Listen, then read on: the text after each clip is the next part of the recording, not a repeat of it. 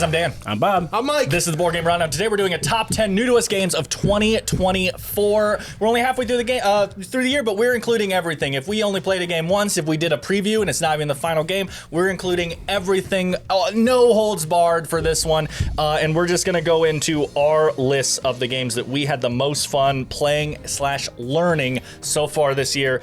Mike, you have anything specific you want to say about how you did your list or anything like that? Just to maybe kind of explain a little bit about why maybe we picked, because we do a lot of lists where we specifically talk about games that have already been released. New to you, top 10 for the year. We do plenty of those, but we preview a lot of games. We do a lot of stuff that's just hitting Kickstarter, and it's just seemed like a good opportunity to shed some light on those games, because besides our live stream and the preview video themselves, we don't get a lot of extra chances to shed light on these games that are coming out that are just as good as games that are already out. So we're going to kind of be stacking up games that we've previewed that maybe are hitting Kickstarter later this year, or maybe won't even release until next year. So the timing of when some of these games coming out is going to be a mixed bag, but the one thing that is synonymous is we played them all for the first time this year. Some of these campaigns may actually not even be out yet. Right. This video may drop during some of these campaigns, spoiler, but that's what makes this list fun. We're mixing stuff that's been out for a while. I got a 2010 release on this I got list. a couple old ones too that for the first time played. I'm mixing it with games that probably won't even be out to backers till next year. So that's what makes this kind of fun. And I honestly just went by personal enjoyment. I kept it pretty straightforward. I like a wide range of games. So some of these are 20-minute fillers. Some of these are chaos-filled 60 minutes. Some of these are 5-hour epics. So you will be able to pull from that what you wish. Yep. Bob, anything you want to add specifics? Nope. Okay. That's pretty much the same criteria. The only thing I have to add is that just due to my scheduling and everything so far this year, almost all my games are previews and either not out or very recently out. I think I have one game that is older. It is not 2010, but it is older. But other than that, a lot of brand new stuff for me. A lot of previews have been in front of me so far this year. So yeah, that's it. But without further ado, let's jump into number 10. All right. So my number 10. Number 10. Dealers in Hope. Ooh. Yes, this was we played this earlier this year in January. And it's got a really neat like deck building mechanism, and it also has some area control going on with it. And to me, it almost felt like a Battle Dominion. Dominion falls a little flat for me, but then adding this board where you're doing this area control thing, and you can also change out all these different. Cards and locations, basically, where you're earning the different types of cards to your hand, and you have this board at the bottom that you're selecting your actions on what you want to do. Like, I really enjoyed that. I think it was on Kickstarter not that long ago, but man, that was a lot of fun. If you guys remember that one or not. Yes, Dealers in Hope was really solid. Really interesting mix of deck building and area control mechanic. A mixture of mechanics that every time I see it done, I always end up enjoying the game. Yep. Path of Light and Shadow is really interesting. Tyrants of the Underdark Yes. is really good. Yep. And if you like that blend of mechanics, this one is really fun. The Right. different decks have a very different feel for how you play them. Yeah, they like the different locations that give you those cards. All those cards are very different. Yeah, very enjoyable. Good one. Good start. Yeah. I didn't play it. Okay, my number 10 is Mythwind.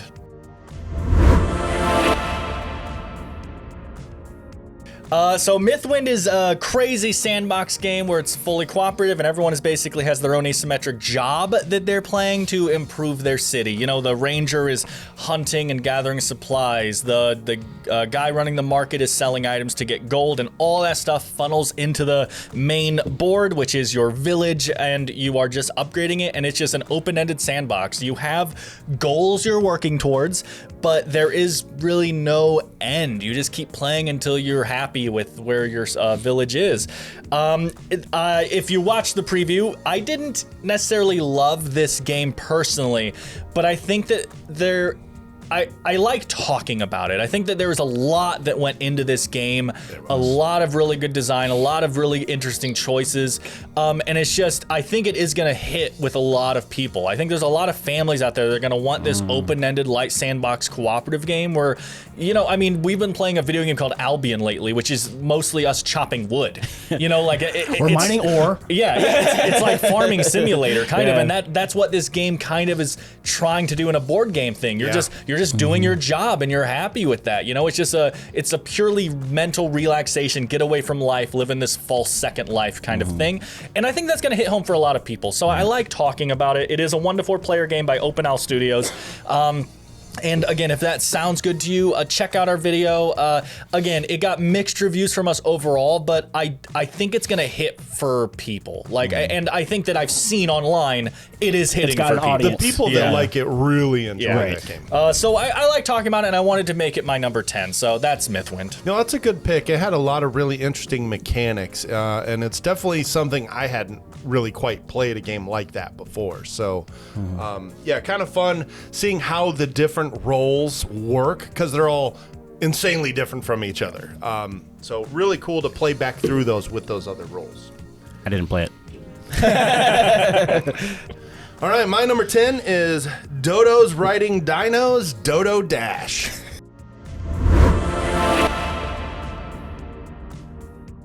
So yeah, Dodo's Riding Dinos Dodo Dash. I had to read that, or there was no way I was going to say that correctly. This is just a chaotic racing game, which I love, with dexterity elements mixed in. Okay, so the whole concept is your miniature is a dodo riding a dino. So that's each player that you play. You pick one card. It's got a speed on it, but it's also got a special effect. There's yellow cards that are the weakest. There's blue cards that are a little stronger. And then there's red cards that have these crazy, overpowered effects that can wildly swing things. But everybody has red cards that are overpowered that wildly swings the race. The trick is, though, if more than one player plays their red card, the effects cancel out. So you have to play them at the right time. You got to be strategic. You just can't play your red cards every round. But then there's some cards that have projectiles.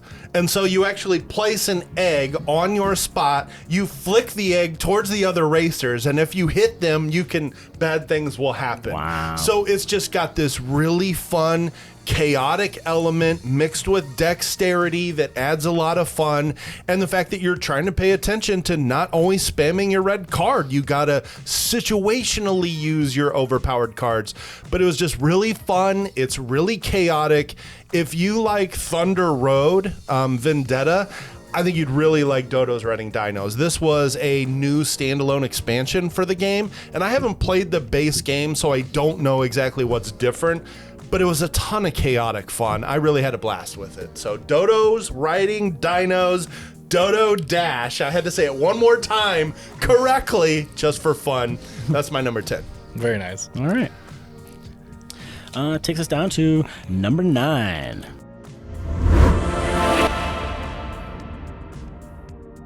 My number 9 is Arrival Push. We did a preview of this, and we had an interview with the designer, and it's about being a I'm gonna draw a blank on the name of the being an air traffic controller. There you go. And that puzzle, I loved it. Like that, my brain trying to organize these in, like that was so fun for me. Like, had I known that was a viable job option like 15 years ago, I totally would have gone into it. Because like, yeah, I could do that, and that would actually be a fun job. Like to just try to make sure all these planes are going the right way, and you can only turn them so much because planes only go so much. And like certain types of like, oh, packages can go through storms. People don't like to go through storms, so you got to like try to avoid those types of things. And the weather's always changing, and the way the storms grow and shrink, and it was just really unique. Like the way that it was done. Like I'm excited to see the finished product when it finally comes out. You were in that one, right, Dan? Yeah, no, I was a big fan of this one. You can check out, like he said, either our interview or our preview. I like it's a game that feels like you're just problem solving. That's all it is. You're trying to make a perpetual motion machine is what I said in that video, I think, and I had a lot of fun with it. Yeah, I think that's a great choice, Bob. Great choice. It's the communication action from Sky Team, the game. Yeah. Which was my favorite release from last year. So I did not get to preview that one. I was kind of sad I missed that one. The theme looked really awesome. Yeah. I like themes like that where it's just like you're doing a real job. Yeah. I like that. Okay, my number 9 is Falcons, the U.S. Air Force Academy board game. Yeah, nice.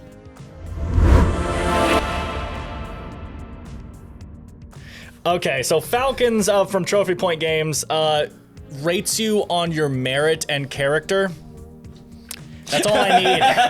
Finally, a game that speaks to me.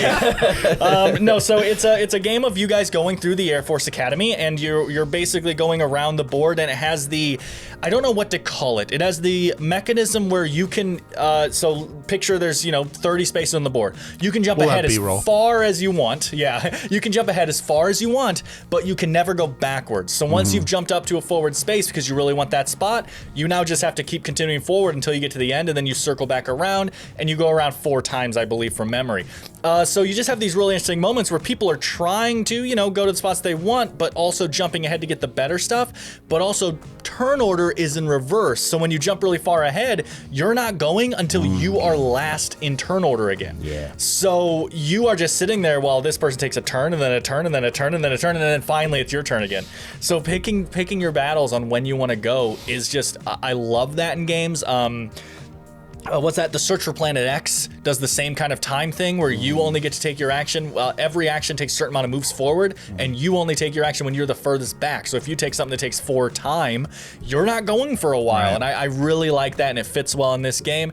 You're collecting cards, building up a hand of ridiculous take that card so that you can then get to the challenges and the competitions, and then you can prove to all your other classmates that you're the best student and win the trophies and everything like that. And I thought they took a theme that is not very easy to make interesting. You're literally going to school, and I thought they did a really good job making it. It is a really good family weight game. If you're looking for some crazy crunchy game, this ain't it. But if you're looking for a fun family weight game with take that elements and everything, I think this does a great job of mixing that all together. I love that timed moving mechanic. Australia has something very similar to that as well. I've heard that. I haven't played it. And we had a bunch of fun with that game. The multiple times we had to play it.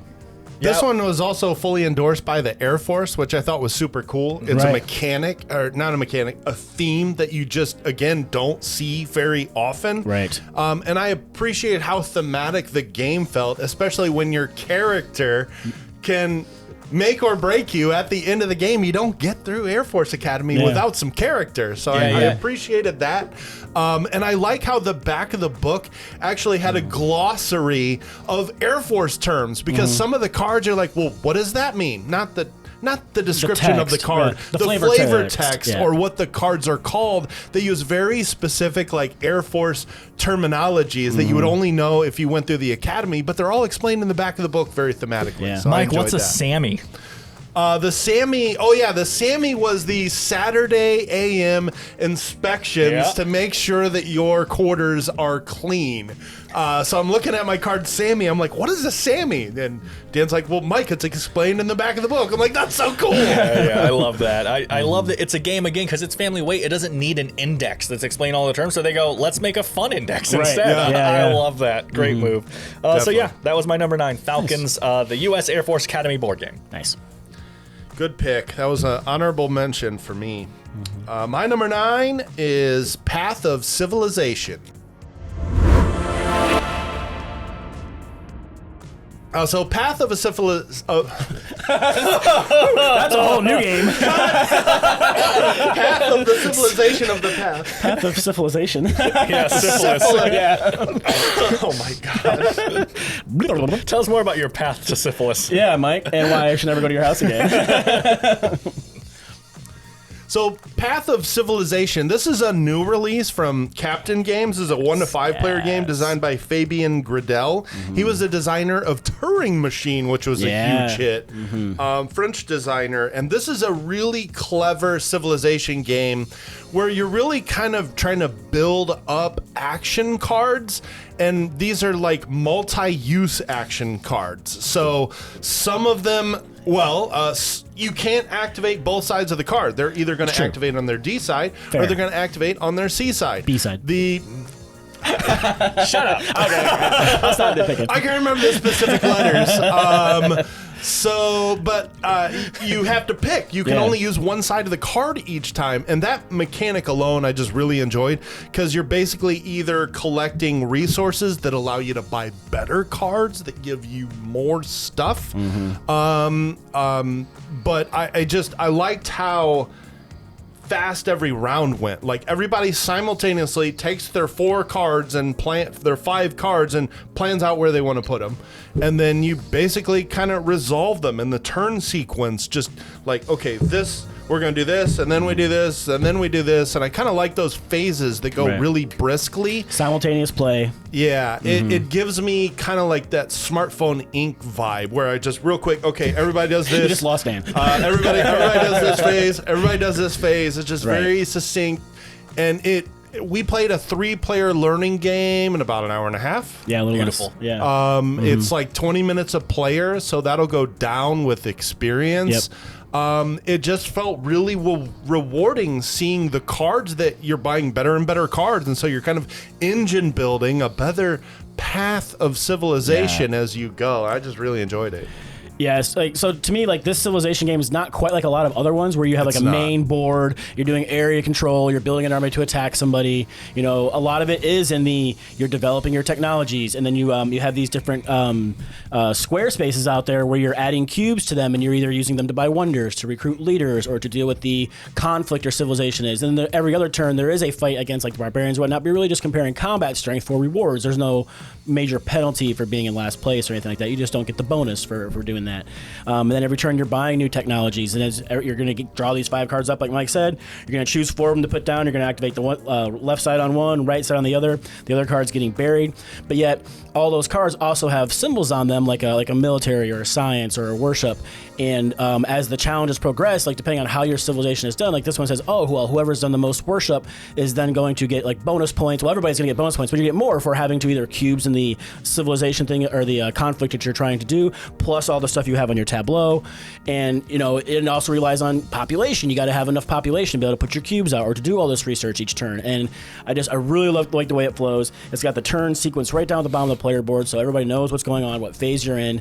And I was teaching this game yesterday, and we'd get to the end, like, hey, we resolve the conflict, and then back to the beginning, pick your 5 cards back up, like that's the next turn, and it's only 9 turns, and it's really smooth, like it's fun. Wow, Mike, Bob, you know a lot about this game. I wonder if it's going to be on your list. Yeah, save some thunder for later, Bob. What? Okay. We might play that game right after this top Spoilers. 10. That video will be out later. Yeah. But that brings us to number 8.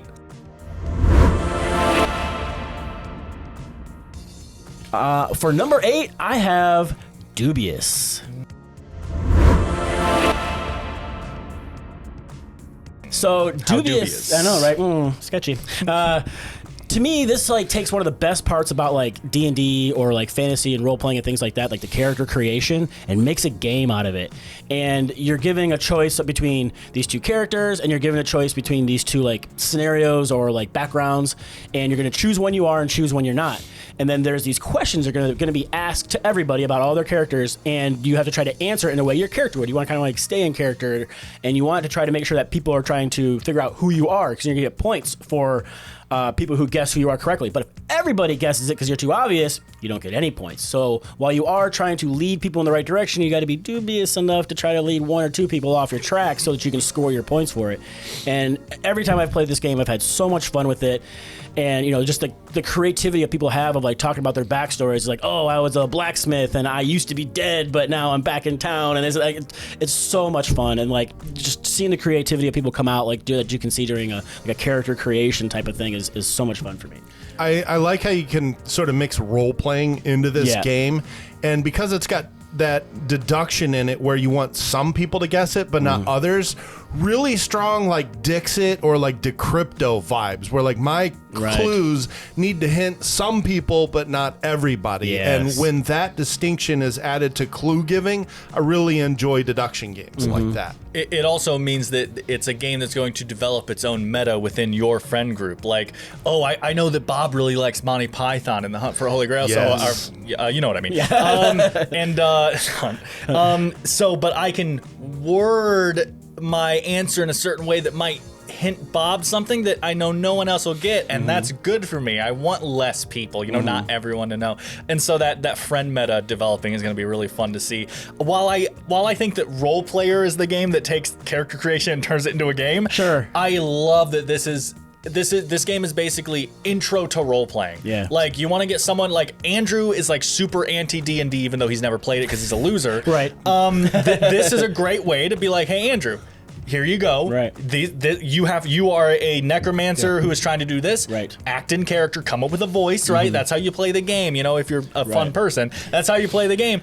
And then you literally just play D&D. That's all it is. It's just that now while you're doing that, there's someone else telling you see a beggar in the market. Like there's just someone else describing your situation to you, and that's D&D. So I think it's a really good way to introduce people that maybe have never done it before to be like, here you go. You're just acting as a character. Just act as the character. That's all you have to do. You even have this rule set. You're not making your own character. Here's this rule set. Now just talk like they would talk. Boom, you're role playing. I love that. Because it's not so much because you're not stat blocking, right? Because role players like you're just stat blocking and that kind of thing. This is like the background and your history of your character, and you're actually doing the art, like the role playing of it. Right. Yeah. Okay, my number 8 is Caloria. Caloria was self-published by Matthias Bowman for 2 to 4 players, and this is the one I spent the most time the last couple of days trying to think about how I was going to describe it because of what it is, and I didn't really come up with anything good. So it's a hex-based tableau building game where you're basically building an ecosystem that everything has prereqs. Okay, you place water. Now that you have water, you can place this type of plant. Now that you have that type of plant, you can place this type of insect, and everyone's kind of building their own little tableau in front of them. But they can branch out and start meeting each other. And now all of a sudden, now that mine and Bob's ecosystems have met, my bugs can start eating his plants and stuff like that, right? And so it's all about controlling where everything is because you want to score as much as possible. You basically want the most advanced ecosystem out of everything out there. You want to get to as many people as possible and everything to really get those points. Meanwhile, though, you are literally feeding off each other if you're able to make it to each other, which you will. Specifically spaces you out so far, so if you put so many hexes in a certain direction, then yes, you will reach somebody else's territory. And you're like, you could be trying to build up like, oh, hey, I finally have my fish and meat here. I go to put my alligator, and Dan's like, oh, I can put my alligator right here. No, those are my fish. The timing on everything is just really cool in this game. Really trying to balance everything because, like you said, certain things is like you can only place this when you have like a hole surrounded by a certain type. Right. The second I get that hole, though, I don't know what tiles Bob has, so he might be able to place that, and I might have just built up Bob's points instead of mine because I don't know what Bob's working on at that certain time. And the way that everything is realistically eaten and drank and stuff like I was saying. So like not only do your plants like go away if the bugs eat them and stuff like that, or certain bugs go away if if you have like a frog that eats the fly, then your fly goes away and everything. But also like, you're building up this water because everything needs water, but the water only lasts so long if everything's eating off of it. So that water is going to start coming off the board too. And now you don't have that water out anymore to build off of more living creatures. You have to get more water down.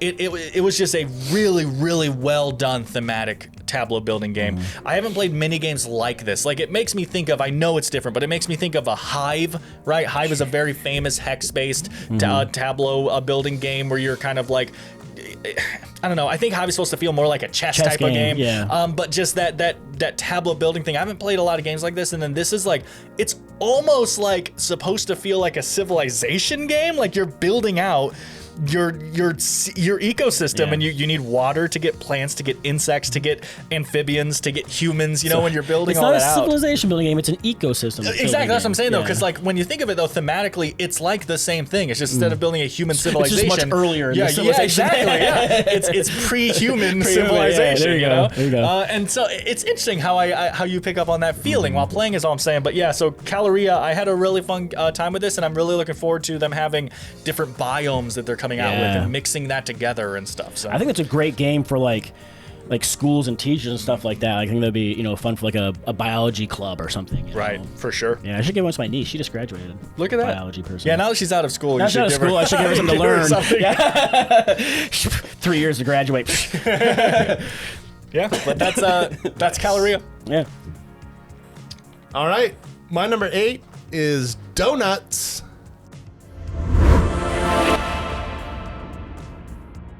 All right, so Donuts is a 2023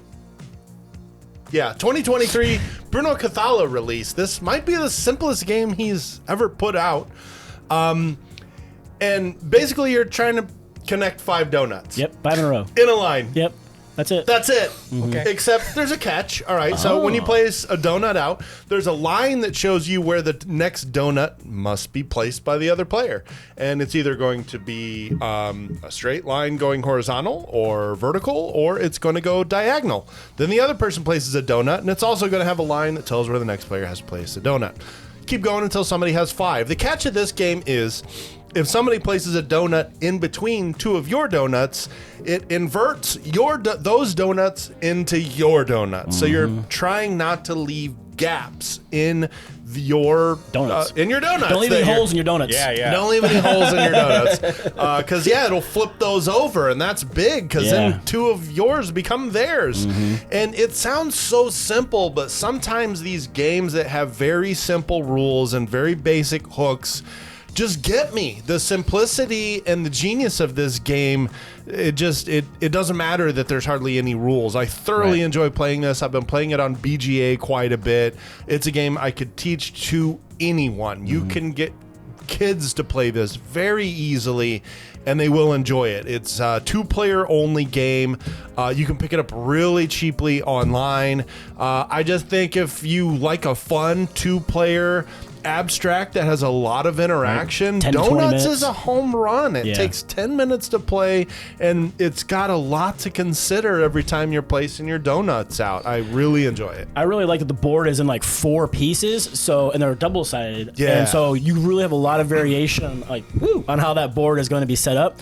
And the little donut components are really nice. They're wooden and they're glazed on one side, chocolate on the other. So you just split them in half and you say, okay, let's go. And as soon as you put one down, then it kind of dictates, okay, that next donut has to be placed somewhere in this line. You're like, well, if I put it in this line, he has to place it in a diagonal, which means he only has these 2 options here. And if he goes there, I'm going to, and you can really try to force somebody's hand to go in a certain spot and to try to get to, because once you bookend somebody's, you flip all those over, and it's a lot of fun. It's fun trying to use the board's placement limitation to force people to play place in in certain certain spots. places where you Yes. can invert theirs. If there's no legal place to play, then you give the players get an opportunity to place anywhere. So also forcing Watch someone that, to place to where you then can place anywhere Mm-hmm. is the other catch of that game. But it's just really good for what you get, how quickly it plays, and how easy it is to get to the table. Yep. Yeah, I haven't played it. I tend not to love abstract games, but every once in a while one hits, so I'm willing to try it. It sounds like it would fit in well with the, can't remember what it's called right now, the Yinch series of games. It has a name that starts with D. That's the actual name of the series, but it's like all those 5-letter abstract games. I don't know. They're super famous. You guys probably know what I'm talking about. Okay. But it sounds like it would fit in well with that.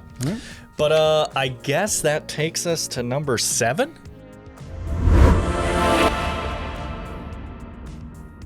My number 7 is House of a Thousand Corpses. Yeah, I really enjoyed this one. It is a difficult co-op where you get to be the bad guy. And I've always enjoyed, like movies and things like that where you get to be the bad guy or like the bad guy wins kind of a thing. Let's talk like, again about how in Falcons you have to have character to win. Let's talk about that again for a second. So anyway, our object is to bring blood to. Whoever has the lowest character wins in this Pretty one. much, It's totally pretty much. inverted. But you're playing the character. The characters, the family. I forget the name of the family. And it's in there. too.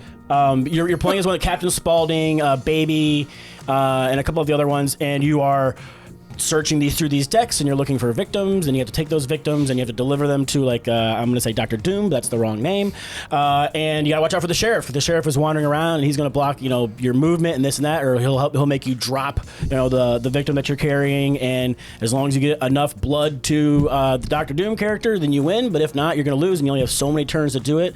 The art on it is fantastic, and then all the players are asymmetrical with different abilities. So some of them are better at capturing people, some of them are better at searching, and so you're trying to use your abilities to their maximum. And you gotta be careful too, because as you push your luck and you're spending your resources, you're only regaining a few of them back. So you can't overexert yourself to try to do too much in one round. And we had a lot of fun with that. It was like a Trick or Treat Studios game. I think it was one of my favorite ones of theirs that we've done so far. Oh, nice. Okay. Yeah. Mine's still Halloween, but I haven't played all of them. So. Right. Yeah, I do love Halloween as well, but that was last year. Yeah. Somehow I missed the Trick or Treat Studio preview. Yes. Sad. Okay, my number 7 is Arrival Push, a game of vectors. Oh, good call.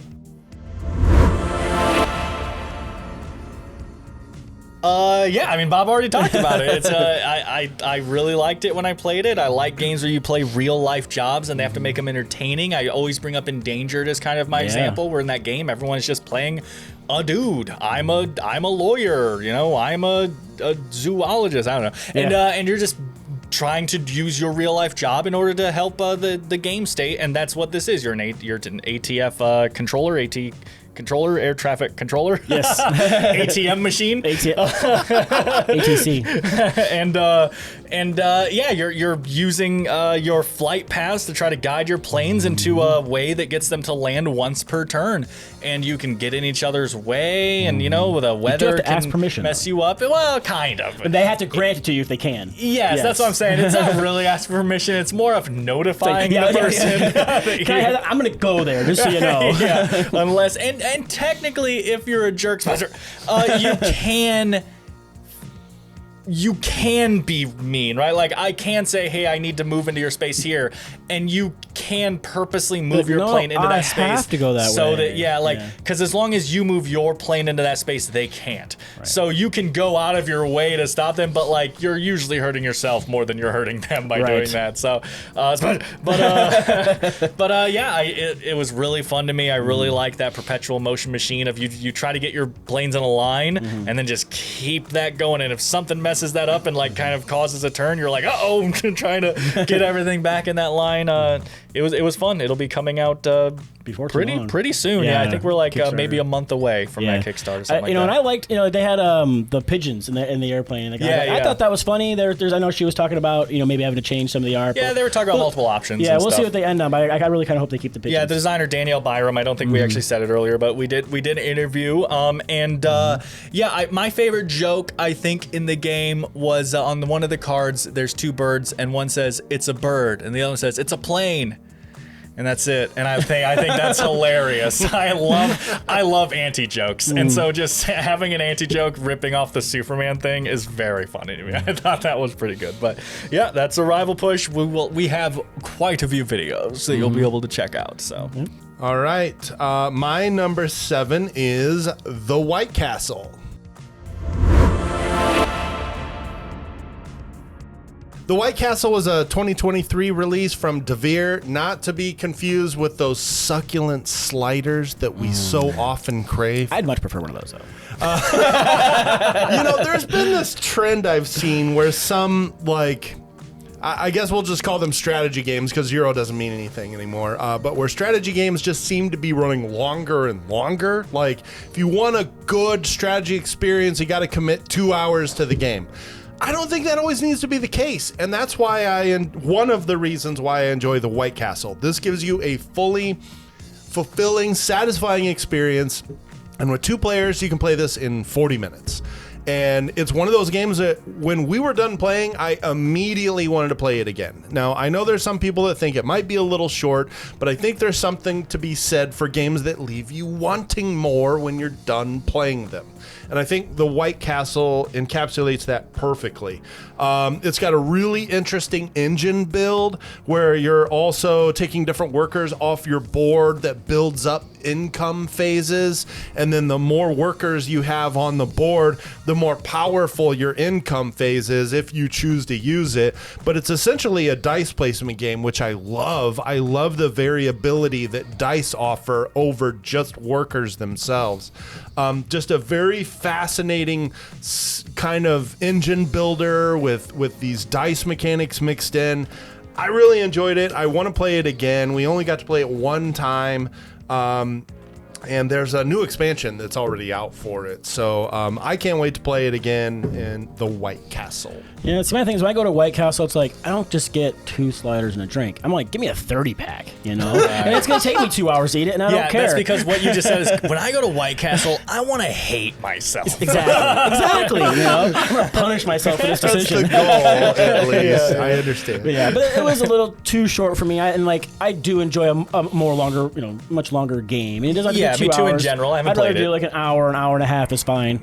But to me, it left me wanting, but like I don't want to play a whole other game of it. So it's like, okay, can I play a half a game of it? And that would be about the length I'd want it to be. So that's why I didn't make my list. No, we've only played it at 2. I've heard it could run long at 4, Sure. but I haven't played it at 4. I'm not going to speak to that, but Sure. that's just what I've heard. I haven't either, but I'll speak to it. I think that they're not. Go on.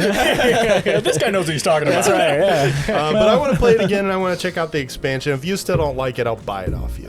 Ooh. That takes us down to number 6. So my number 6 is Cockroach Poker. This is probably the simplest game that I've got on there, but it's so much fun. Part of my French, we might need to invoke the beep button, but it's basically bullshit, right? Yeah. The game. You're just putting down a card, putting it over there, and be like, that's a rat. And you're like, I don't believe you. Yeah. This is the perfect game. I'm sorry, no one's gonna care or understand about this. This is the perfect game for like inner monologues with like the Death Note piano music, like dan it, and you're just like, this is a rat, and you go, is it a rat? Bob could be lying to me. Last time Bob played a rat, it was actually a cockroach. Like, and just like inner monologue the game. It's like there's so much doubting. Like everyone's lying to you every second of every day until you call them out, and then they're telling the truth, of course. But anyway, I want to try and make American that Psycho. video now. Yeah, like just film us playing it, and then it's like later on go back and do the inner Yeah, monologue. yeah, That yeah, would be a yes. lot of fun. But it's so much fun. It's so simple. It's like, and the fun thing about it is there's really only one loser. Everybody else wins. You just get to make fun of the loser because they're collecting all those. Why are you collecting all those cards? That's not the purpose of the game. Yeah, right. It's a ton of fun. It's super cheap. There's a bunch of versions of it, and I've only played like the normal Cockroach Poker, but there's like a moth one or something Cheating like that. moths. Yeah, and I'm not sure how those differ. They might be super similar, just different animals. I don't know, but the Cockroach Poker is a ton of fun. It was so much fun. I sleeved it. I mean, it's a really cheap game, but I think I spent more money on sleeves than I did the game itself. But it's worth it. It's a bunch of fun. yeah, I actually enjoyed this. This would have been an honorable mention for me. It's not on the list, but that we played that, for me at least. I don't know if it was your first time as well, but we played that on a night where we played like 5 games, all of which everyone knew Dan wasn't gonna like. So great job picking the games that night. But I was very surprised with how much fun I actually had with this, because I was worried it was gonna feel kind of like a Take That game. I know it was a very famous game. I've even seen gameplay from like No Rules Barred or something before. And we played it, and it was fun. I really liked that trick of, because it's not just right. You say it's a rat, whatever, and I can look at it, and then I can go, it's a rat. Yeah, and I can pass it to just somebody agree else. with Yeah, Bob yeah, and totally. pass it on. And then it's just like, well, I mean, I was just agreeing with Bob. Yeah. It's not my fault it's not a rat. Or you can disagree and be like, that wasn't a rat. Yeah. It was a bat. Yeah, And then you're like, And who then do you that monologue believe, kicks you know? in. Mike already has 3 rats. If he takes another rat, he loses the game. the game. Wait a minute, that can't be right. Someone's lying. Yes, I love fantastic. that internal monologue stuff. Good pick. This one actually was a full recipient of the shut up and sit down effect. This was in print, and then they did a video. It quickly went out of print shortly after that. They've sold over 2 million copies of that game. Wow. And they had to reprint it, so those reprints are finally getting to people. So Nice. good pick. It's fun. On the exact same train of thought, my number 6 is Moneymaker. Moneymaker's a game where you kind of take your credit and you go, here's my credit. Yeah, it's good. So Moneymaker's a self-published game by Paul Brinkemper. I apologize if that is not how you pronounce it. For 3 to 6 players, and it is a game where you are bankers in Amsterdam, where credit is infinite, according to me, and you're buying and investing in markets and companies and everything like that. And it's just it has a lot of really interesting. It is the most anti-Dan game ever. It's all about market manipulation and stock markets and credit lines and investments. And it was really fun. I like the segmented board where you start out and all your goods are on one bar. So when you owe, like it will say, you now owe for wood. I'm just going to say a thing. You owe for wood. Well, I'm on the bottom bar. I owe for whenever anything comes up because I have no... You're not diversified, basically. Well, yeah, but I have no trust. Like they have no reason to believe I'll pay them back. Right. I'm a new investor. Low credit score. Yeah, there you go. Thank you. Again, not my game. And so you're down there, but as you move up and improve, you can split out all your investments. And now, if I have all my stuff over here and a good that's over here gets called up, they're like, well, your line of credit's good enough. We're not asking for your money yet. You're fine. And you can really diversify and really take control of that market like that. Obviously, of course, there is buying and selling to an actual market itself with goods and services and everything like that. But really, the really interesting part is the fact that you start. So there's a worker placement game called Architects of the West Kingdom. One of the things that's really fun about that is you start with all your workers, but those are your workers for the whole game. So you can put out a bunch of workers on turn 1 and get a bunch of wood, but you're not getting those guys back unless they get arrested by another player, and then you buy them back out of jail, like you pay their bail basically. And I really like how that system works. And then in this game, they take it to the nth degree and say, you start with basically infinite credit. Here's all your credit. You have all this credit that you can do, and you can just do whatever you want. Here, Bob, take this. I'm gonna buy that. I'm gonna buy that. But you have to pay all of it back. It's credit. Yeah. and so you just see your credit start sprinkling all over the place. And also that's the other thing is I can pay Bob with my credit to like make things cheaper and stuff like that. But now Bob owns my credit. He has a stock in my credit, and he can pay that when he's paying stuff off. So all of a sudden, Bob's just paying with my credit onto the board, and now all my credit that's showing up on the board from other players is like, wait, I'm gonna have to pay that back because it's mine. It's your IOU. I would put it on there. You gotta pay that, and just all that manipulation. The fact that you have a shield with just a giant pile of money, right? Credit. And you can just do whatever you want, and you're seeing it dwindle, and you're just like, man, where is all of it? And then you just remember everyone else has shields too, and you're like, uh-oh. But yeah, really surprisingly funny game, fun game for a market manipulation investment game. I enjoyed that because it was a prototype that we got. So like, there was issues with board stuff. It was a prototype, but it was a prototype like for a remake. Like it had been released in the past. Right. But I enjoyed it so much. I backed the Kickstarter. Nice. I had so much fun with it. So yeah, I'm excited to see what the final copy looks like. It was the most Mike game ever. I have to play this game. All I heard after they previewed it that weekend was like, Mike, you have to play Moneymaker. I'm like, oh my God, it sounds so good. Yeah. You know what I'm hearing? So we play all these games that Dan doesn't like with Dan, and then all the game that Mike likes, with Dan. Yeah, so you guys just need to like flip your schedules so that you can be there at the right times. I love market manipulation and speculating as a game mechanic. I just love. And again, it's taking somebody's job and making it into a game. Yeah, that's true. Yeah. And a job you're bad at. Yeah. All right, my number 6 is Dune.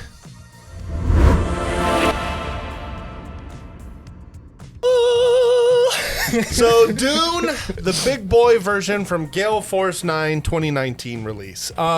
So I have no exposure to the Dune universe at all.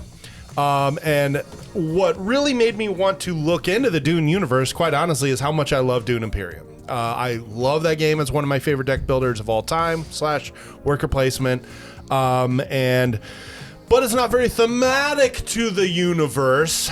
Dune is, though. Dune gives you that feeling as though you've got this super unique, super overpowered special power, and you're going to exploit that special power for the rest of the game as much as possible by negotiating with other players from start to finish. And I love that in games.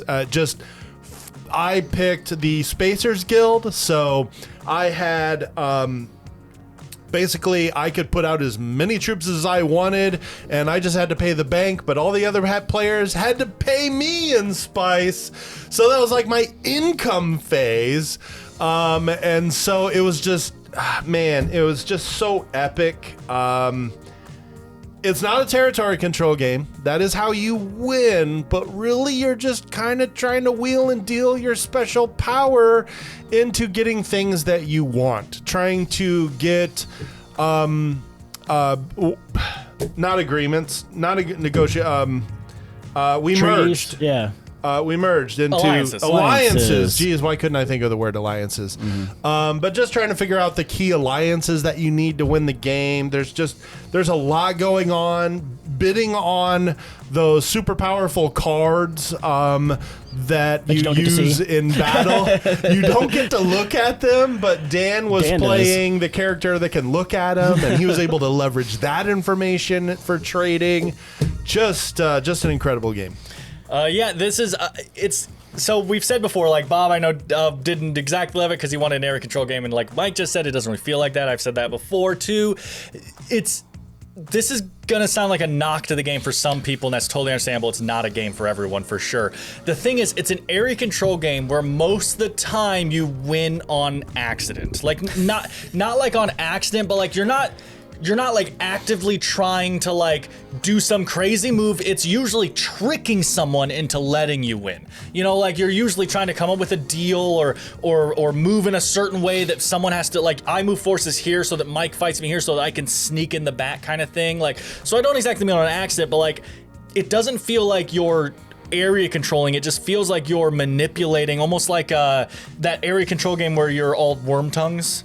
War Whispers. War of Whispers. It's almost like that War of Whispers where you're more of just like sitting back and you're trying to wait for the right moment to manipulate the board to just have the win happen. Like wins happen on round one sometimes because there's just so much going on that you can just trick people into not paying attention to correct zones and just move and boom, lock in that victory. My sister won on like round 2 or 3 once because she was Spacing Guild and she was able to move last in the turn order, and so she just looked to where everyone was and she said, oh, if I just ship in here and move these guys here, no one's there. I instantly, like, there's no more movement. Meet the win condition. Yeah, there's no more movement for the rest of the round. There's nothing you guys can do. Yeah. I will win at the end of this round unless some crazy abilities, stop something, like a Kurama card. So, like, it really is a manipulation kind of game, more so than an area control game. You're just trying to trick people into letting you win. It's like, I don't know, it's really weird to word, but it's gonna be a turnoff for people. Yeah, like, I didn't hate the game. I definitely played again. I think it's one of those, like, because it does take a long time to play. Yeah. One of those, like, It's like once a year kind game, of a thing.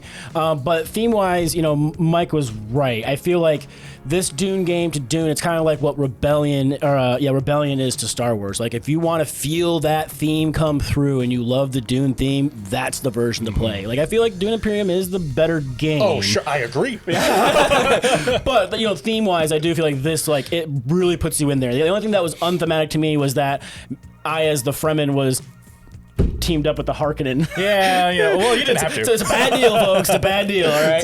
Don't do it. They will betray. I'm going to get us a better deal. It's what was I gonna say? I'm really interested in seeing. So now Mike has played like Dune. He's seen like all these crazy powers come in. I'm really kind of looking forward to seeing Mike play like Dune Imperium now and being like, hey, I know what that card is referring to, right? Yeah. And like understanding the theme slightly more. It's just interesting to me because Dune doesn't throw the theme at you. It is there, but it doesn't throw it at you. And then Dune like shoves it down your throat. And so to really sit there and be like, hey, now I understand why when I visit the Spacing Guild on this left track, I get this, right? Like that, it starts making more sense. I like that kind of stuff. But I'm remotivated to try that first movie again if I can get over how slow it starts. Yeah. Checks out. Yeah. But I still love this universe and all the games I've played based on it. So eventually I'll learn what the hell it's all about. I'm proud of us. We just got through like a whole little Dune segment and nobody said how dry the game was. Yeah, like the Oh sand my planet. God. Yeah, I say that every time. I'm salty you mentioned it. This episode of the Board Game Rundown is sponsored by Weathervane Games, creators of Rahode, Age of Prophecy, an adventure dungeon crawl for 1 to 4 players in a fresh fantasy world, launching on Kickstarter October of 2024. Vrahode, Age of Prophecy is the initial game leading into the huge 4-game series to follow. Weathervane Games is working on 9 products, including the Vrahode 4-game series and 4 sets for their proprietary Harbinger 3D terrain system with which it is compatible. To learn more, check out vrahode.com. That's VRAHODE.com. All right, it's going to take us to number 5. So my number 5 is Challengers Beach Cup. So it's such a simple game. It's War the deck builder, right? I played War so much when I was little, but I never thought about making the deck better, right? And so Beach Cup is a standalone expansion for the normal Challengers game, and you can technically combine the two and play up to 16 people, which is crazy. Yeah, but then you're literally like, you just have your basic starter deck that everybody has the same one, but then even before the game starts, then between each match, you're getting some cards from different decks depending on what round it is. You're going to add them to your deck. You can then call cards out of your deck because you don't want to have all the cards in there because you have a bench, and as you're doing your battles back and forth, as your people get knocked out, you have to send them to your bench. And if the like cards will stack, but different cards go to a different slot, and if you have to discard a guy and there's no place for them to go, you lose. If you run out of cards, you lose. And that's just what you're doing. You're trying to, get synergy and combos. So like some of your cards in your bench will affect the cards that you're playing and things like that. And the Beach Cup also adds asymmetrical player powers, which we love asymmetrical player powers, and they're all unique. They do tons of fun things, and I take this to meetups all the time because, like I said, the out of the box it plays 8. Combined with the other version, you play up to 16, and that's awesome. And it comes with nice little trays to put all the cards in. The Beach Cup version does come with the, like I said, with the asymmetrical powers, which goes into like this double sleeve. And so you put your asymmetrical power on one sleeve, and then you put basically it's your fighting schedule on the other one, because there's all these little play mats. You're like, okay, this match I'm on the light side of Sandals, and I go over here. Oh, okay, I'm playing against Dan this time. So we'll sit down and we kind of do like a round robin type of a thing. And then at the very end, the top 2 players with fans, this is what you get for winning. You get these fan trophies. They fight off, and whoever wins that one wins, regardless of how many fans you have. And it's just a bunch of fun. It's a great group game. Yeah, I haven't been able to play it. It sounds fun as hell. It is really fun, and I'm going to steal a phrase that Bob has used for other games before. It's way more fun than it has any right to be. Yeah. Like War, the round robin tournament. It's a blast. It's so fun. Yeah. I have so much fun playing Challengers. Yeah. I don't know what you're talking. I've upgraded my war cards all the time though. Like if you're careful, like a 2 can become a 3. Yeah. And a 4 can become an ace, depending on what deck you're using. Right? The font matters, but yeah, they were like, "How come you have 7 aces in your?" Ignore them. It's whatever. Okay, my 5 is Wine Cellar. This will be brought up again, I'm sure, from 25th Century Games, Andrew Styles, 1 to 8 players. It's a game where you have a giant hand, and you are using the hand of wine to bid on more wine, and then you are stacking your wine, and then you are doing a really cool diagonal point mechanism to score, and then I win. Take it away, Mike. Yeah. I mean, that about sums it up, except that I win. Wow! Really great game. I enjoyed it immensely. I like how you bid, and then you take the cards that are in the middle, and then you take the cards that you just bid with, and then put them in the middle, and then bid on those cards. So the planning ahead that you can do with your hand is really, really clever. Yep. Yeah, and you said before, and I 100% agree that this is like, I don't know about saying the modern whatever, but it's like the modern for sale, right? Like I think this is gonna fill that slot for a lot of people. There's a lot of people, including many in our group, that still have for sale as that default early game drafting, like a filler, right? Or not drafting, you know what I mean? The bidding thing. Yeah. But I think this one is going to fill that exact same hole. And I think there are going to be people. For Sale is a great classic. Don't get me wrong. I think there are going to be a lot of people that switch to Wine Cellar when they try it out. I just think it's just a more modern version is really what it kind of feels like to me. And it was surprisingly fun for a theme and a mechanism, both of which I don't care about that much. Right. This game did it well.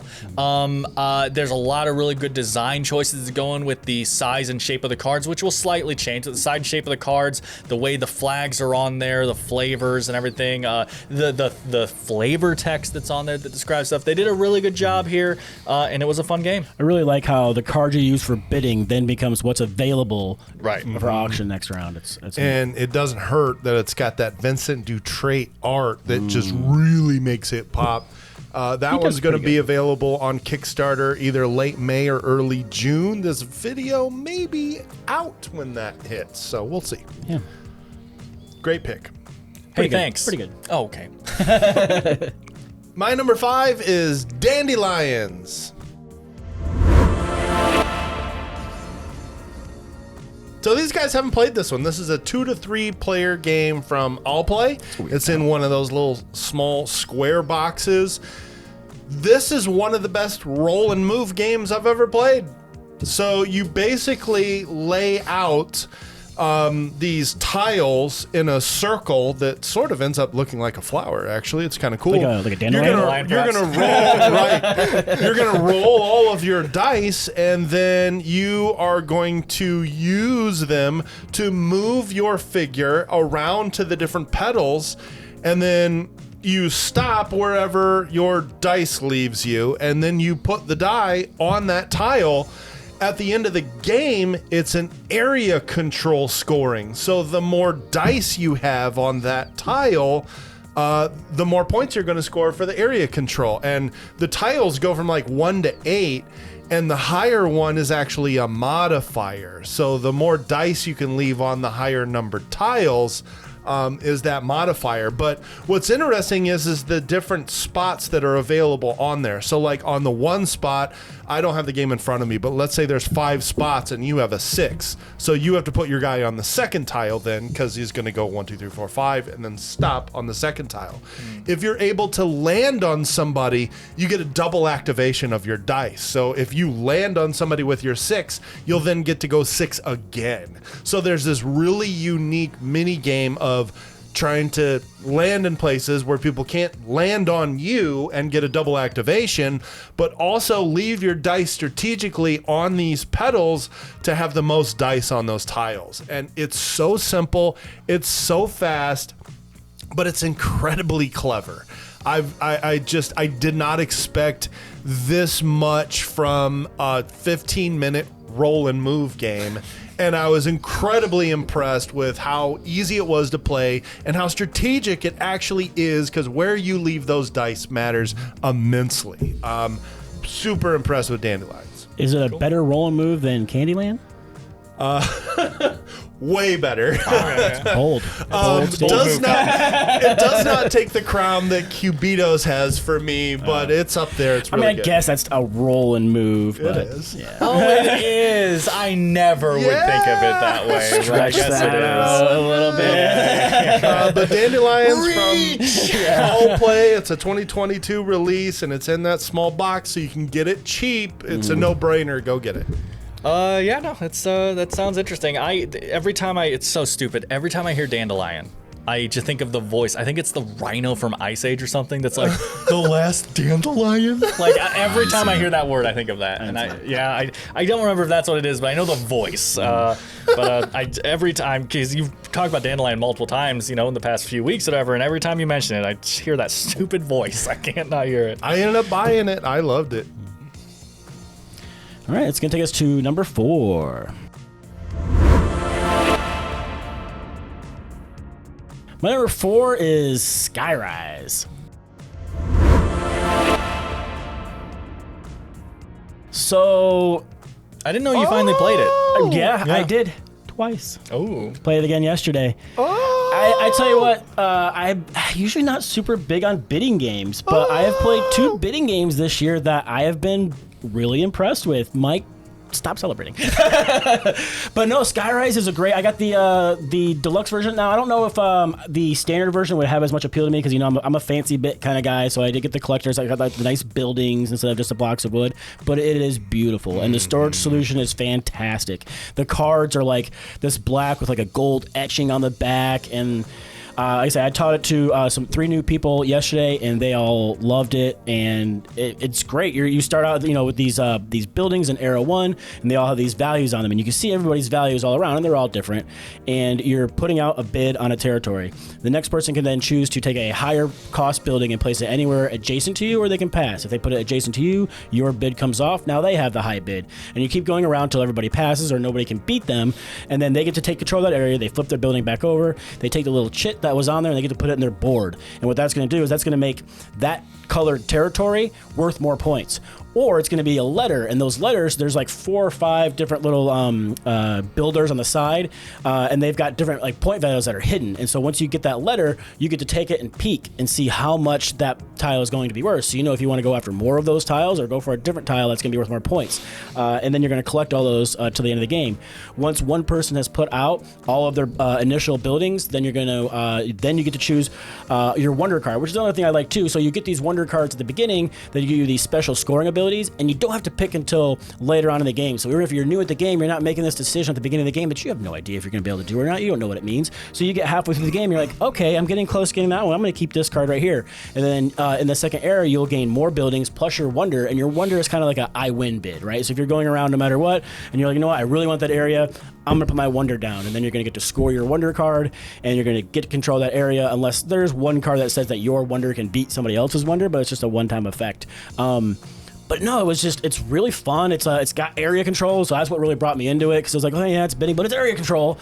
So okay, I'm gonna go with it. But then you get all the way toward the end, and you're gonna score, depending on where your chits are on your board, you're gonna score points for all those colors. There's like island control, so whoever has all like the most tallest buildings on the different islands, you're gonna get bonus points for that. And it's really fun. It's like I said, it's elegant. Like it's beautiful looking. I want to do a little wash on my buildings. I think it's going to make them really pop. And yeah, I had a great time with it. Both times I played. Really easy to get to the table. Really it's easy. Very easy to learn. This is a reprint of Metropolis, and of course Roxley did this reprint, and they knocked it out of the park. Mm-hmm. It's absolutely gorgeous. Yeah, one thing I really like is how when you're bidding, you have to move the next bid to the next area. And so like you may start your bidding over here, but by the time people keep increasing the bids, you may end up way over on this side. And you're trying to sometimes steer people into a direction exactly. to where you can win a territory, and sometimes you can block it off to where whoever wins the bid starts at the next bid. So you can block off an area, and then you're allowed to put your next bid adjacent to where other buildings have been placed. Sometimes you can drop your lowest building on this little corner over here because you're the only person that can put adjacent. A building there. Yeah. That little mini game I think is really interesting. Mm-hmm. It was an honorable mention for me. I love bidding games. I need another play of this one. Yeah. Should have came yesterday. Okay, my number 4, I'm going to need some help from you guys on, and it's Nucleum. Okay, so Nucleum from Board and Dice, designed by, I did this in the review, Simone Luciani and David Turksey. For 1 to 4 players, guys, take it away. Yeah, Board and Dice and that home run designer tandem there really killed it here. Yep. It's a really good action selection engine building game where you're taking these tiles that have different actions on each side of them, putting them into your action area, and then taking both actions on the tile. But what's cool is you can buy better action tiles that give you improved versions of those actions. But those action tiles can also be placed onto the board because this is a route building game. You're trying to deliver Nucleum from these different like power plants and ship them along your routes so that they can be processed. So these action tiles double as railroad tiles that you slap down on the board that build out your routes. And what I thought was really cool is how the actions have different colors on them, and so do the areas that you're building your buildings. If the actions on the tile match the areas or other railroad tiles that are placed down, you get to do the actions again, and so you get these really cool combo effects. And so here you are building out these action tiles, buying better ones, and then putting them on the board to build routes. It just comes together really, really well. Yeah, and then you got to power up all these buildings, and the different buildings you power up are going to give you extra points and scoring, and like, it's fantastic. I've taught that game to a bunch of people. I'm glad. I didn't realize you liked that much, and that's awesome. I just got the Australia expansion Nice. map, so we can Good. try that out sometime soon. But yeah, it's fantastic. Even I taught it to one of my nieces, and she thought it was great. Wow. Yeah. Yeah, Bob and I played this one for the first time last year. I Otherwise, wasn't it would sure. definitely I wasn't make sure this Yeah, list. because I absolutely. knew that you guys had played it before me, Yep. and then I played it on like January 20th or something. Okay, is yeah. when you guys Yep. taught me. So. Nice. Nucleum's really good, and it's It is. definitely very different from the games it gets compared to. It doesn't matter Like a that Power it Grid or whatever. looks like Yeah. Power Grid Or or Brass. Brass. It's a totally different game. It is. I Those really action tiles are awesome, and I love. It's not to cut you off, but like I love how you've got these tracks that are like your income for like workers and money and points, and you can't just like. And whenever you take your reset turn, you're going to get to gain those incomes, but you can't just keep taking the resets to try to gain points because you have to place the action tiles down because you only get to gain the resources up to where however far you place those action tiles. So it kind of makes you take more actions before you reset, and I really think that's a neat mechanic. so like if you have the 8th income slot unlocked, you got to play 8 action tiles before get you'll all be of able that. to get the 8th income slot on your income turn. Yeah. So you're not just spamming income turns every other right, turn. trying to get a bunch of money or whatever, or And victory so points and things. Building up to that is interesting. And I love games that let you take as many turns as you want and then you pass and collect income. I just love games that do that. Yep. Good pick, Dan. So that was my number 4. Great pick. We've just played it more than Dan, Yeah, and it's no, a yeah. lot. There's a There's a lot lot there. to it. I've is. only played it twice, and we actually have a full playthrough of this exact same group on Yep. our channel, so you can see us actually play and learn the game. Yep. Thank you, There you thank you. And actually, to answer your thing, Bob, you said I didn't know you liked it that much. I don't know if I do, honestly. It's this high up because I think it's that well game. made of a game. Sure. I didn't dislike the game. I specifically say in the review, basically, I think it stays a little over its welcome. It's a little I long. think if you get it down to like an hour and a half, oh, amazing. And even like probably 2 hours be okay, but like it was like pushing 3 and stuff sometimes, and I just don't want to play that game for that long. But it's just so well designed. Like the design decisions that went into it with what you're doing on your turn, the way your upgrade system works, the way the powering buildings work and everything. There's just so much good in this game that I wanted to bring it up again and wanted you guys to talk about it. And like you said, it did make it all the way to 4 just because I think it's that well designed. Nice. So. I'll take it. It's an excellent game. Good pick. All right, my number 4 is Wine Cellar.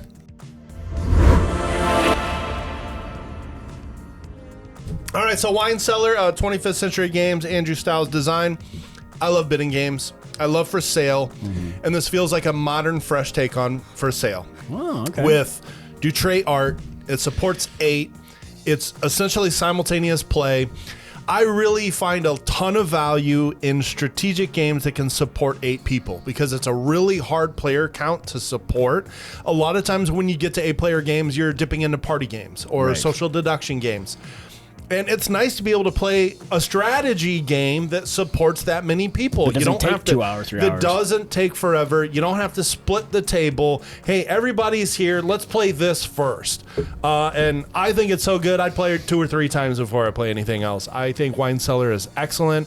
Like I said, that campaign should drop either late May or early June. It's an insta-back for me. I think it's fantastic. It could become a regular rotation in my filler. I'll end up taking it to meetups all the time. I can't say enough good things about Wine Cellar. Are you going to get the deluxe edition where they replace all the cards with actual bottles? I hope so. Tell me how much that would Yeah, no cost. kidding. And if Andrew is the one hand selecting the bottles that come right. with it, Yeah. sign me up. But great job on that game, guys. Yeah. Takes us down to number 3. Dan says he can see the future, but he didn't see that my number 3 is Wine Cellar.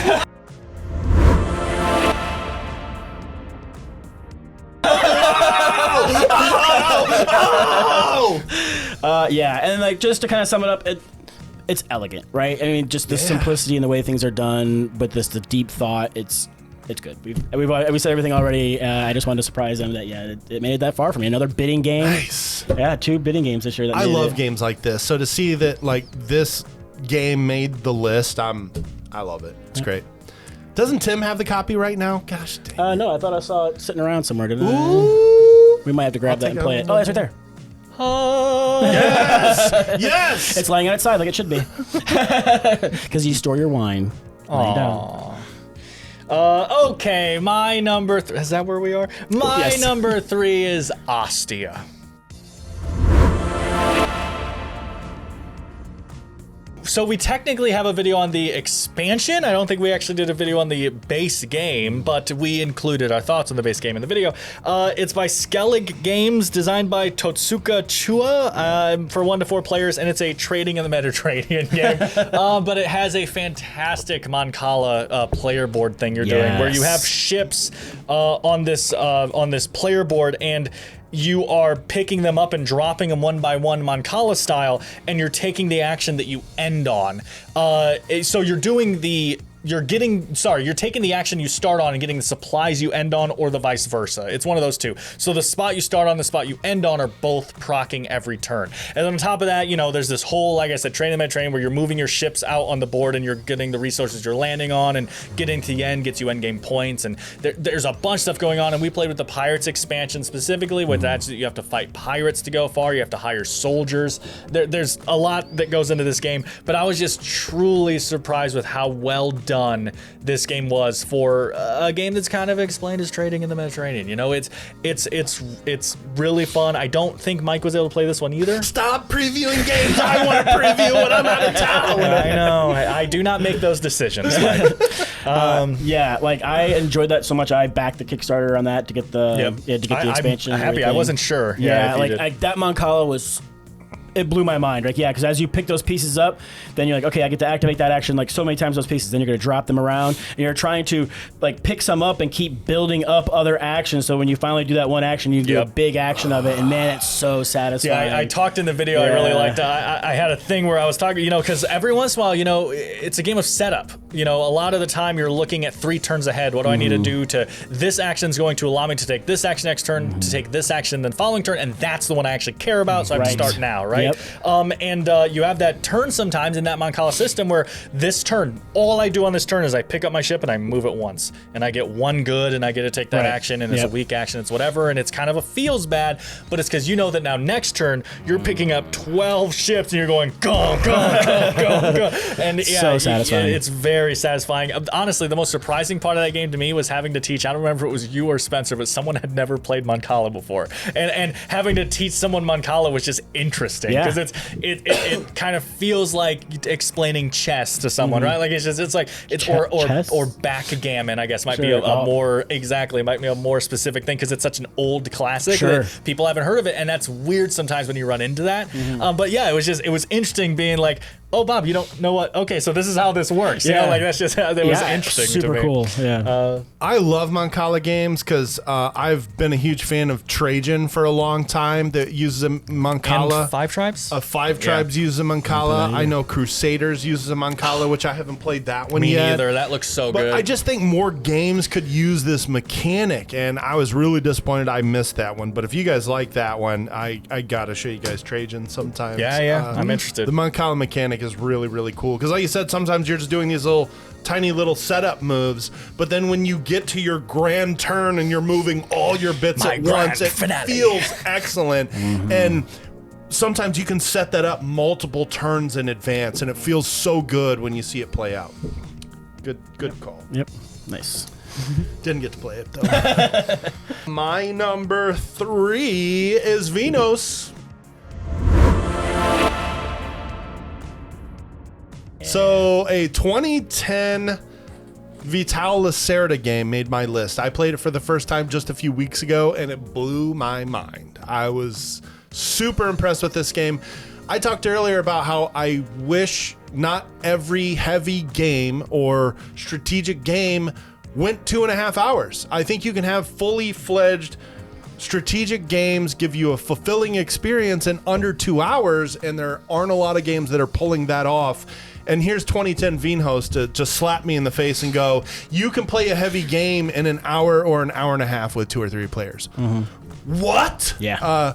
Vinhos was just amazing. So essentially, you're trying to gather the ingredients to make wine, and then you're trying to sell that wine in the. At the end of every round, there's like an assembly or Yeah, like that's like a showcase or yeah, like a little fair. showcase of different people's wines, and then you can get points or money for the wine. And you're just kind of building up. You're getting these ingredients, and you're getting workers that can help you do this more efficiently. And we played a 4-player game with a teach in 2 hours. Yeah, with the teach, including the teach. With the teach. Yeah. Like, I want more heavy games to be able to do this. I don't want to have to play a 3 to 4 hour game to play a heavy game. Yep. And so I thoroughly enjoyed Vinhos. Yes, the 2010 version. Obviously, there is an Eagle Griffin 2016 Deluxeified Beautiful, version yeah. that's gorgeous. I think the original looks great from Yeah. Z-Man as well. It does. I really enjoyed the action selection where Yeah. you've got this 3 by 3 grid, and you're just moving your guy to an adjacent space. If you want to go farther, you got to pay extra. If you want to go where someone else is, you got to pay them, which is a mechanic newer games are using. Like Darwin's Journey did that, and Right. here. Lacerda did this mechanic 14 years ago, and I'm like, it was really, really good. Yeah, it was a lot of fun. I had a good time with that. I was thankful for the Board Game Mechanics. They're friends of ours who taught us that. Yep. Thanks, Jason. Great game. Another one I haven't played. That takes us to number 2.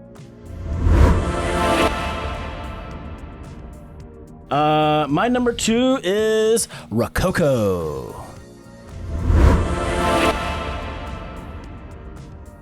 This is another one that the Board Game Mechanics taught us. It's a kind of a bigger, heavier, older game, but I played for the first time, and it was a lot of fun. And speaking of a theme you don't think of much as Making dresses for the ball and the fireworks show. But yeah, this was a lot of fun. You're hiring these workers and you're playing the cards down, and they can do like go certain places to do like certain things. Like the beginner guys, you don't want them making certain dresses. They know they're beginners. They're more gathering you thread or gathering you materials and things like that. And then you're using your master seamstress to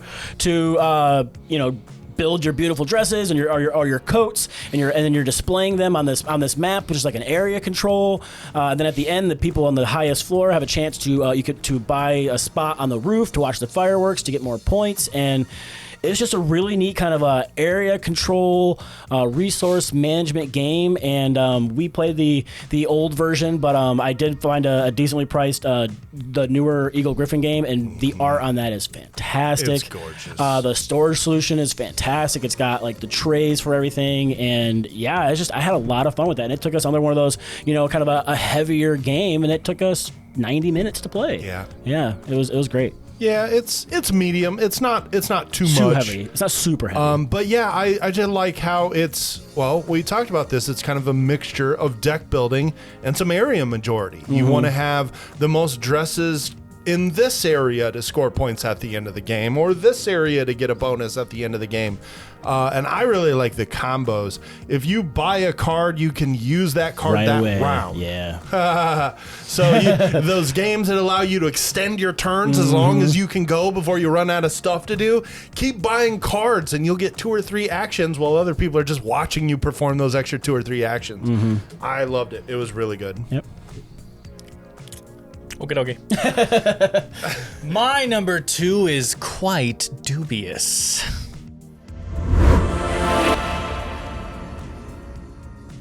It's just called dubious. It's not. there. It's not called quite dubious. I'm sorry. It was a bit misleading. Fairly dubious? Yeah, fairly dubious. Somewhat dubious? I'm really glad that you remembered that game. Yeah. Honestly, I thought it might get forgotten. It was a while ago. It was a smaller game mixed in with all the bigger games that we tend to Right. play. So yeah, I really enjoyed dubious for everything that Bob said earlier. I really like getting into a character and having to explain things in like.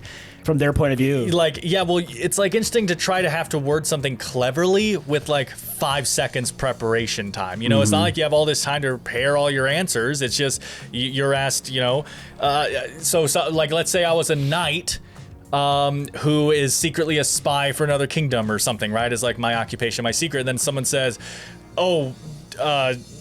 Daniel, what is your role with our king? And I might say like, oh, I will do everything I can to protect my king and stuff and something like that. And it's like, okay, I said I will do whatever I can to protect my king, not necessarily the king you're asking me to. Yeah, exactly, not the king. Yeah. And like trying to just word something cleverly on the spot like that is like the game, and it's not everyone's for that. You know, it reminds me of like the same group that might not like Spyfall might not like it, right? Sure. Because Spyfall, while it's a totally different game, you have to be able to try to come up with something clever on the spot, something that proves that you know the answer but doesn't give away the answer to someone else.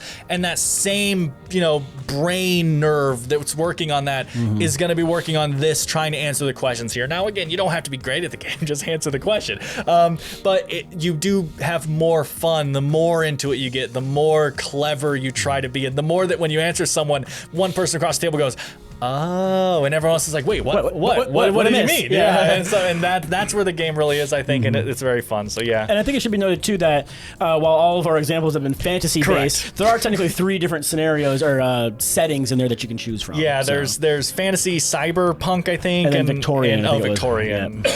So, but we've always put the fantasy because we're fantasy guys. Right. Yeah. But yeah, so Dubious, glad it got mentioned twice. Yeah. Sweet. All right, my number 2 is Challengers Beach Cup.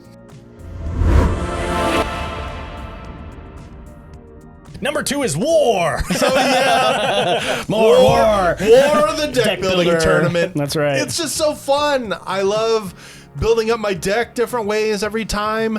I like sitting down and playing for that trophy, and then getting up, building my deck, and then sitting down and playing somebody different and seeing how different their deck is.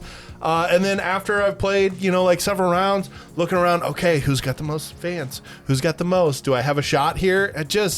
I have an absolute blast with this game. I actually really enjoy it 2-player on BGA even.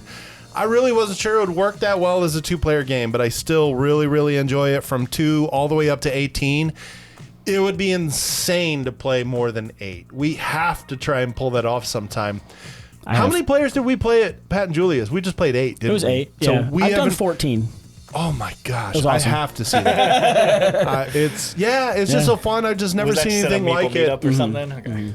And yeah, here I am sitting here with Challengers 1 spot above Vinhos. I like all kinds of different games. I like heavy games that challenge my brain, and I love games that give me very simple mechanics and fun, fulfilling experiences in 30 minutes too. So I rank those equally as high as heavy games. Right. So I just have a lot of fun playing this game, and that's why it's so high. Yep. Nice. Very good. And with all that takes us down to our number 1.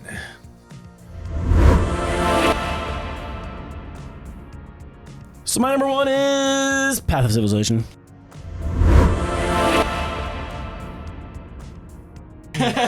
We all could have guessed that. Yeah, you probably saw that one coming. But Path of Civilization is fantastic, and not even just like the gameplay, right? With your player board and having like all the actions across the bottom, so you can see what you're doing. The whole deciding what text you want to keep, what text do you want to bury. You can get a leader that goes in the middle, and they'll give you an ongoing effect when they're alive. Some of them have an ongoing effect after they're dead. You're building wonders. You're doing philosophy, and as you're increasing your guy on the philosophy track, you're going to have end game points, but you're also unlocking bonuses for that. And then you've got your technology board beside next to you, and you're like raising these cylinders, and just the iconography is so intuitive. Like during the phase B where you're adding these cubes, they're all squares and they're icons, and all the icons match all the square places where you're putting these cubes. And then when you're talking about technologies, there are all these circles, and those are the cylinders. And that's your technology board. And every time it goes, you see anywhere where you're going to spend those technologies, that cost is in a circle. So it's very intuitive with the way that works out. You have all these challenges lined up, and so granted, like most times when I'm playing, I've been teaching people, so I'm not really trying to look ahead and try to really scheme the game to try to maximize my points. I'm learning how to teach. But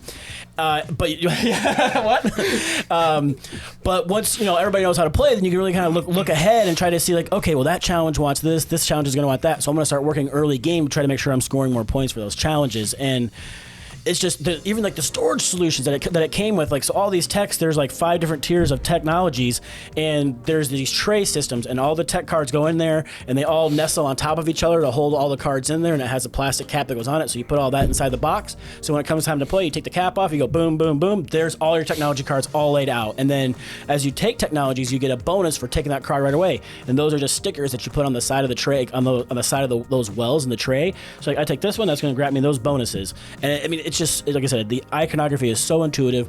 They do have a glossary book that's got every single card broken down on there in case you have any questions. And I just think it was super well done. It's like I said, it's not a normal Civilization game where you have like this big overall map and you're doing these armies, which I do enjoy those games too. But this is more of like almost like a Civilization tableau builder. But everybody is still dealing with these common or these universal goals where there's like the yellow ones they use, and okay, well, whoever has the most like worship, everybody's getting points for all the worship. Then there's the barbarians. Okay, the barbarians have this strength, which is like a dummy player, and then everybody's comparing their combat strength for that round, and then whoever has the most is getting points, second, third, fourth place. And it's just done super well. I love playing a Civilization game in like 60 to 90 minutes, and it plays up to 5. It has a really unique thing where you're doing the simultaneous turns, and so even though you're okay, well, it's time to buy leaders, and we're all doing it at the same time, so you're just going to put your cubes on the leader you want. Well, if Dan and I want the same leader, depending on these icons at the top of your board, those are like the tiebreakers. Like, okay, well, my military is higher than Dan, so I'm going to have dibs on that one, so he can take his cubes and move them to somewhere else if he wants to, or he can put them back in the tray and save them to buy something else later on. And that's just a really unique way to break ties without having to worry about who's first player, who's second and player. without losing everything. And without losing everything, exactly, yeah. So it's just really well done with the way those mechanics work out. So, Bob, tell us why you liked Path of Civilization. So it's like a just rewind about 5 minutes and just rewatch that whole spiel. Listen, I don't want to overhype it for myself, I know. but I'm so excited to try this game. Getting a Civilization game that doesn't focus on war is so interesting to me. I really, really want to try this out. We're playing it after this video. Whatever. Okay, my number 1. Everyone in the room knows it. I'm going to make the editor over there very happy because I am living up to what he has been teasing about all day, and that is How to Save a World.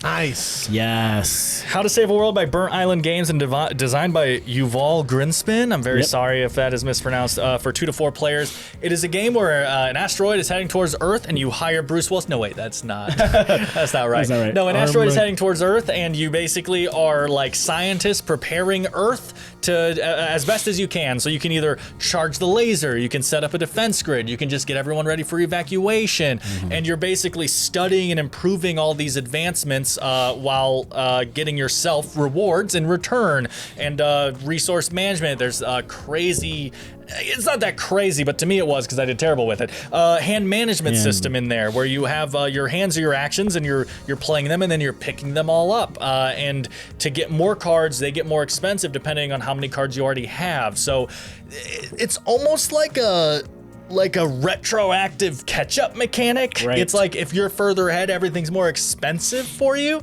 but also you're getting more money. So I don't know if it's so much catch-up as much as just balancing. We all feel like we're on even playing field, but it feels good regardless. But yeah, I mean, this had to be number 1 for me because as you'll see in that video when it comes out, I literally say I've only played it once, but I think this might move into my top 10 games. I really, really liked this game, and I want to play it more. The theme is good. The art is good.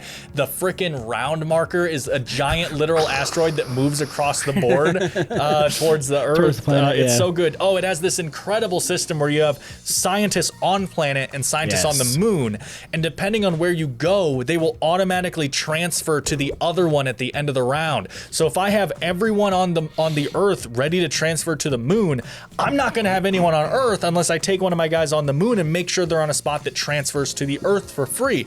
Now, there are ways to pay to have them transfer, but that's your action. Right. Unless you get special upgrades. Techs, technologies, which there's a bunch, and that's one thing this game does well too. There's a bunch on your board, and every single one is incredible. You're literally like, oh, I want that one, but like I can't get that one if I get this one. But that one's really good. Like they're just every tech is good. They're all powerful. They all feel kind of game breaky, but like they're not. They're just simple. Like every card is 1 cheaper from now on, and then you can get that one twice. Every card is 2 cheaper from now on and stuff, right? Oh, you get 5 points every time a green cube is pulled out of the bag. Well, that's not very important early on, but later on, if green's been taken a lot and there's a lot of green cubes in the bag, then you're gonna get a lot of points from that because it has this bag building mechanic where the more the sciences are done, their colored cubes go in a big bag, and then it's kind of like Clank at the end of the round. Cubes get drawn out according to a certain mark, and black ones move up the asteroid. So the more science you've done, the more likely the science ones are going to get pulled out and not the asteroid, which isn't to thematically say that the asteroid isn't moving. It's to say we're more prepared for the asteroid. Right. So it feels like it's not coming as fast because Right. we're catching up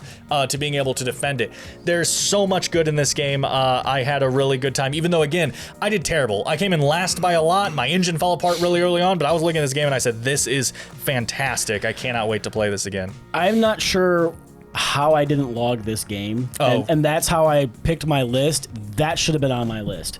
That game was so cool. Now, there was one thing that it was in the teach that we should have known that I think would have made the experience a lot better, knowing that the laser was basically first dibs, right? And if the laser don't cut it, then there's the shield. If the shield don't cut it, all right, we're evacing. Right. And so that knowledge ahead of time, because we were like, okay, let's play, let's start going. And then we got to the end of the game, we're like, oh, well, that didn't matter as much to do that. And that was kind of a little feels bad, but Dan's right, though. The way those mechanics where you're doing some of the actions are making you guys switch from one location to the other.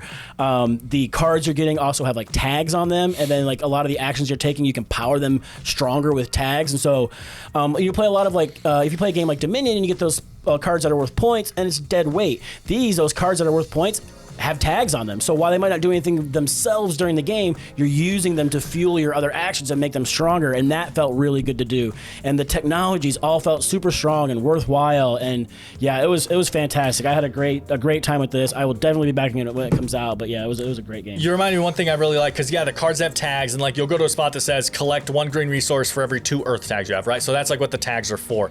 But one thing that you get in the game is on your player board, you actually collect tags too, and you build them up, and you can have a max of 5 of each thing, and they just refresh. Yeah, you don't just flip them. spend them. You just say, I'm going to flip this 5 and to buff that action. Those 5 are out for the round, but then at the end of the round, they flip back. You're not discarding them. So once you get it, you have a real engine building tag system over here that feels very powerful and fulfilling when you get it going. Yeah, it was a great game. Yeah, I almost forgot to That mention should have been that. on my So, list. How to Save a World. Look forward to that video. It's a very good game. Man, once again, these guys previewing the great games while I'm out of town. Although I do want to say we have the designer Yuval on our Whiskey Yes, Wednesday he this did. week.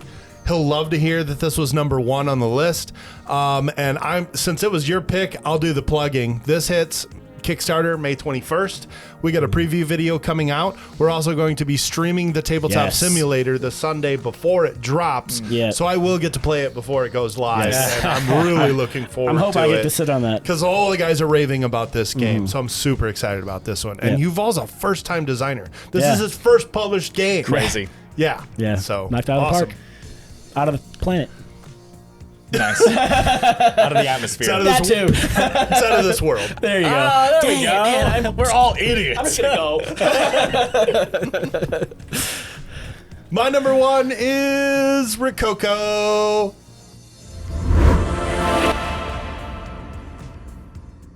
All right, so Rococo, 2013 Eggert Spiel, reprinted with the deluxe 2020 the Eagle Griffin, published and Bob picked up. Amazing game. I can see why they republished it. I Yeah. can see why it is in such demand while it was out of print. I can see why it ages incredibly well. It's just got really, really interesting deck building mechanics. Like I said, the fact that you can buy a card and instantly use it that round, and you don't have to shuffle through your deck. I'll be honest, Yeah. that's my least favorite part of I more deck think building that's is the more constant hand shuffling. management than it is a deck builder, because you're increasing the size of your hand and buying new cards. But to me, when I think deck, I think shuffled and drawing. You have access to all your cards. Right, sure. So I still think it's deck building You're wrong, because but go ahead. you're building up your hand. You know, Oh, your hand. You're right. Hand building. I'm just Okay. kidding. you're building up your deck. It's just that you have access to all of the cards, So which is is it a deck? awesome. Look at your whole hand and pick the ones you want to use. That's exactly. great. I love that. Yeah. And then that you're doing this little area majority in-game mechanic, and some of the scoring cards that come out in the last round, some feel so overpowered. Like I had one where I literally just used coins to buy points, and I bought like 30 some points in the last round, and I didn't win. So just the fact that I had one card that felt broken and I didn't win, I'm like, I gotta see the other broken cards in this game. It just draws me to wanting to play this more. I cannot wait to play this again. One of the best games I've played, new to me, in quite some time. Okay. Yeah, so that was probably around, there was some crossover, maybe 25-ish games that we all played for the first time this year that we are recommending that you at least look at because we had a good time with them. Let's do a recap rundown really quick. okay. You guys know how this works. Bob, go Sure. down your list and you'll get a thumbs down. Oh, yeah, okay. Get ready your thumb, Mike. Thumb ready. Oh, Ready? Dealers in Hope. Arrival Push. Dubious. Number 7, House of a Thousand Corpses. Number 6, Cockroach Poker. Number 5, Challengers Beach Cup. Number 4, Skyrise. Number 3, Wine Cellar. Number 2, Rococo. And number 1, Path of Civilization. I'll let you know soon. Okay, my number 10, Mythwind. My number 9, Falcons, the U.S. Air Force Academy board game. 8, Caloria. I kept saying Caloria earlier like an idiot, and then Mike said Caloria, and I was like, oh yeah, that's right. That sounds better. 7, Arrival Push, a game of vectors. 6, Moneymaker. Oh, Mike, no thumb? I'm just kidding. Sorry, buddy. 5, Wine Cellar. 4, Nucleum. Everyone get those thumbs up. 3, Ostia. 2, Dubious. And 1, How to Save a World. Good picks, Dan. Yeah, thanks, buddy. yeah. assuming I'll like it Exactly. since you guys won't shut up There's a about lot of it. this time. All right, my number 10, Dodo's Running Dino's Dodo Dash. I actually got it right. Yeah, you got it. You got it. Without reading. Path of Civilization. Donuts. The White Castle. Dune from Gale Force 9. Dandelions. Wine Cellar. Venus. Challengers Beach Cup. And Rococo.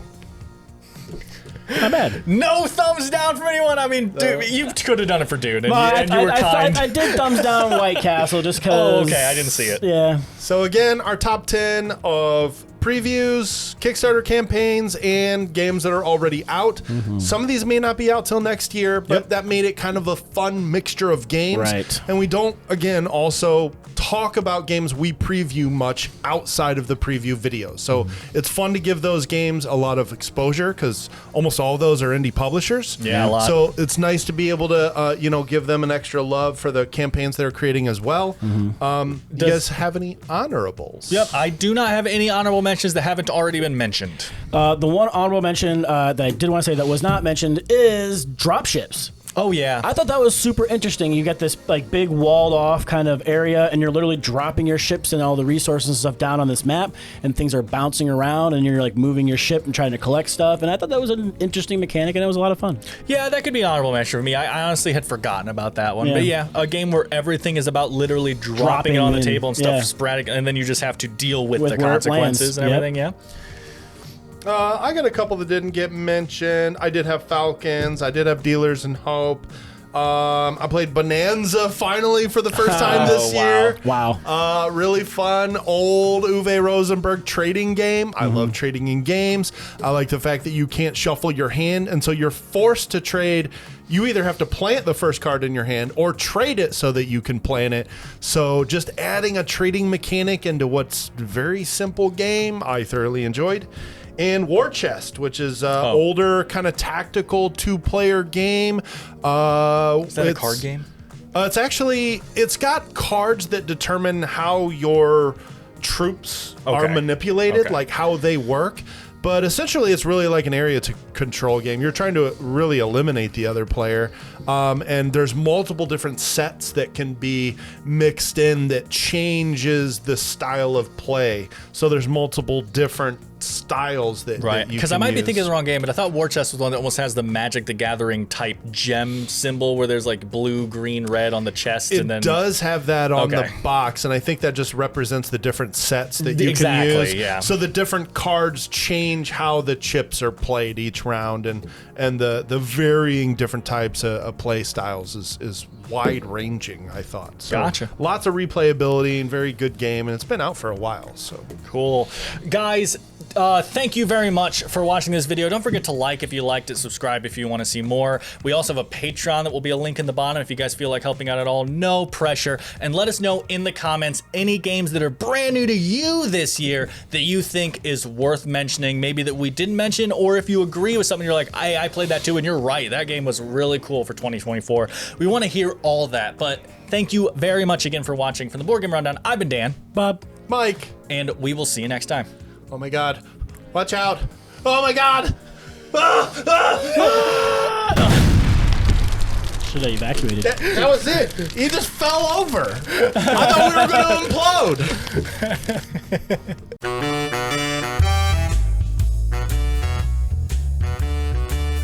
And you can say the title's only 3 words.